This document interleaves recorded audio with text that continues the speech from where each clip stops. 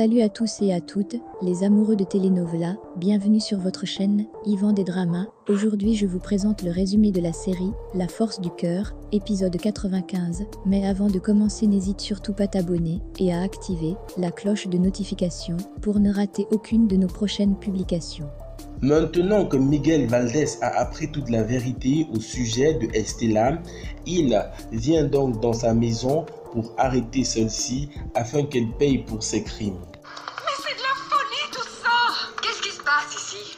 Il se passe que cette femme est une meurtrière. Non, ça ce n'est pas vrai! Vous avez demandé à faire tuer mon père. Non! Alors ça, non, ce n'est pas vrai! Oh, je voudrais bien voir comment est-ce que tu vas le prouver. Non, je ne peux pas le prouver. Mais ce que je peux prouver, c'est que vous avez fait tuer Monsieur Jiménez. Il travaillait dans les entreprises Sandoval. Il savait parfaitement que c'était vous qui aviez livré mon père aux ravisseurs. Nous voulons que ce soit le garde du corps qui nous apporte l'argent. Celui qui a tué deux de nos hommes. C'est notre unique mission. Madame, s'il vous plaît, accompagnez-moi.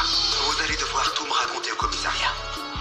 Toi, Estela, je n'arrive pas à le croire. Il est d'ailleurs grand temps que chacun de vous paye pour ses crimes. Elle est partie. Je ne vais pas aller en prison. Ne complique pas les choses, Estela, rends-toi. Estela, ou tu ouvres cette porte ou nous la défonçons. Non, je ne vais pas tomber toute seule. Si moi je tombe, tout le monde tombe. Je vais tout raconter. Je vais tout raconter, oui, tout et tout. Je ne vais pas aller en prison. Non. Non, je ne vais pas aller en prison. Non. Bien sûr que non. Bien sûr que non. C'est donc ainsi que Estela, la maman de Angela, se donne donc une balle à la tête et meurt. Pauvre Violetta, encore une épreuve pour elle. Non, Violetta, je suis là pour elle. Moi aussi. Je ne vais pas laisser cette petite sans rien. Je n'arrive pas à croire qu'Estela ait engagé quelqu'un pour tuer ce type. Je ne sais pas pourquoi ça te surprend autant. C'était la mère d'Angela, non? Excuse-moi, Fernanda, mais moi je suis le frère d'Angela. Et être un assassin, ce n'est pas héréditaire. De l'autre côté, Angela, qui a complètement perdu la tête, s'est donc mis à courir et un véhicule l'a renversé. Heureusement, l'homme qui l'a renversé est sorti pour voir si elle allait bien.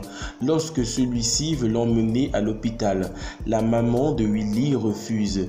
Elle demande donc à ce dernier de l'emmener dans sa maison afin qu'elle puisse la soigner. J'insiste encore, nous devrions appeler un médecin. Non. Ah, crois-moi, ce n'est pas nécessaire. Ne t'en fais pas, nous n'allons pas te créer plus de problèmes, je peux te le jurer, c'est sûr. Je soigne Milagros et nous partons. Tiens bon, chérie, tiens bon, oui. Tiens bon. Ce prénom te va à la perfection, tu aurais pu y passer. Tu peux faire ce que tu as à faire. Ne te complique pas la vie à cause de nous. Oui, bien sûr. Tiens bon, ma chérie, tiens bon. Tiens bon, ma petite chérie. Parce que ça va brûler un peu, ça va brûler, hein. Ah oui. Toujours dans la maison de Bernardo del Castillo, après que Miguel et Juan Marco soient partis, Fernanda propose à son père de tuer Miguel Valdés. On doit en finir avec ce Miguel. Ou tu le tues toi, ou je le tue moi. Je ne suis pas un assassin. S'il te plaît, papa. Tu me le dis tellement souvent que tu vas vraiment finir par me convaincre. Comment ça s'appelle ce que tu as fait à maman, hein? Elle a décidé de mettre son nez dans des affaires qui ne la regardaient pas. Miguel a eu ce qu'il voulait avec Estela. Il a trouvé des preuves. Et il est vraiment très dangereux. Tu sais, il ne joue pas, papa. Mais ok, tu n'es pas un assassin. C'est d'accord. Mais dans ce cas, je vais le tuer, moi. À moins que tu me dises que tu as trouvé une meilleure solution.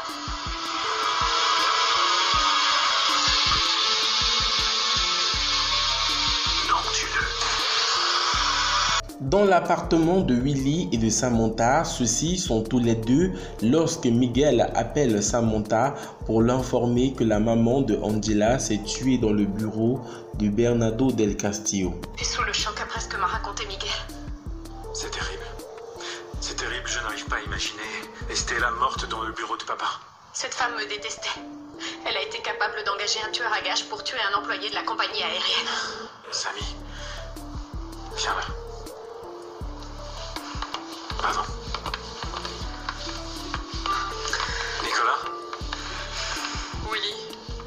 Je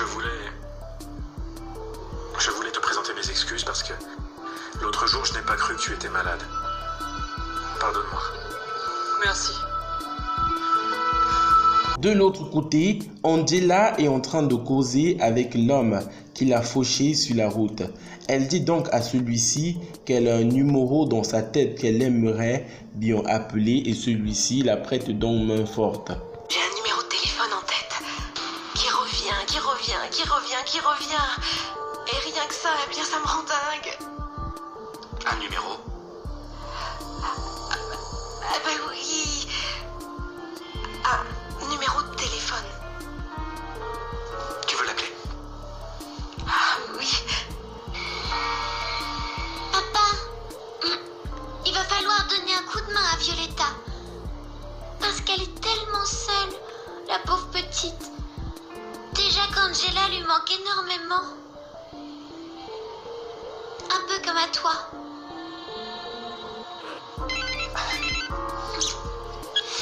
Allô? Allô? Qui est à l'appareil? Milagros.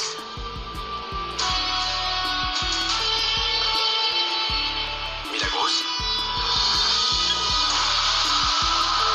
Inconnu. Alors? On ne m'a pas reconnu. Je ne sais pas qui j'ai appelé. Fernanda se rend dans le bureau de Vicente. Elle essaye de convaincre celui-ci de tuer Miguel Valdez, car désormais il est devenu trop dangereux pour eux. Il faut que ça passe pour un accident. Je te rappelle que la meurtrière c'est Angela, alors désormais on ne peut plus se permettre des morts violentes. Oui, ça je sais. Je suis pas bête. Je ne comprends pas pourquoi tu n'as pas engagé quelqu'un. Parce que je n'ai plus personne de confiance. Et ça m'inquiète. Ce qui devrait plutôt t'inquiéter, Vicente, c'est cet homme qui est encore en vie et qui continue à nous déranger. Décidé? Ah mais tais-toi s'il te plaît. Tu n'es pas un assassin, Vicente. Tu n'as pas de sang-froid, tu n'as jamais tué personne en l'ayant programmé à l'avance. Tu n'as juste pas pu te contrôler, mais ça c'est tout à fait différent, tu sais. Fernanda, tu veux me rendre un service? Pourquoi tu ne pars pas et tu ne me laisses pas faire le travail tout seul? Reste bien de sa vie. Tant qu'il en a une. Ça veut dire que tu vas le faire. Eh bien oui. Il ne passera pas la nuit. Adieu, Miguel.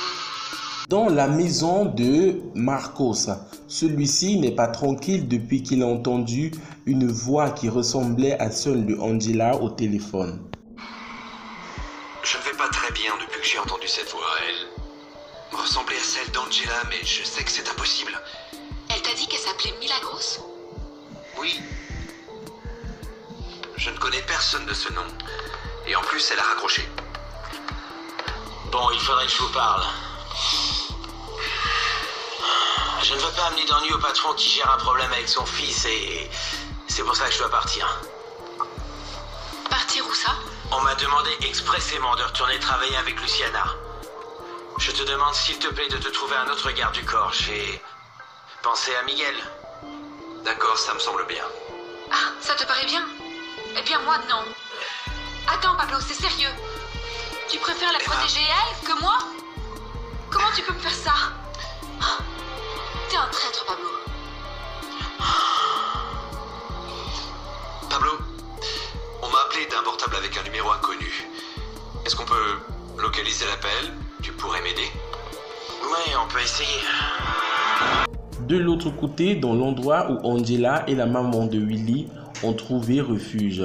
Ceux-ci se sont lavés et sont désormais prêts. L'homme qui vit donc là avoue à la maman de Willy que Angela a appelé quelqu'un, mais cette personne ne l'a pas reconnu. Elle est mignonne. Milagros s'est rappelé d'un numéro. Oui. Je lui ai prêté mon portable, elle a appelé. Mais il semble qu'à l'autre bout du fil, on ne l'a pas reconnue. Qui est-ce qu'elle a pu appeler? Milagros est mariée, divorcée. Elle a des gosses. Elle est toute seule. Elle n'a que moi, c'est tout. Voilà les amis, c'était donc tout pour cet épisode de La Force du Cœur. N'hésitez surtout pas à vous abonner et à activer la cloche de notification pour ne rater aucune de nos prochaines publications.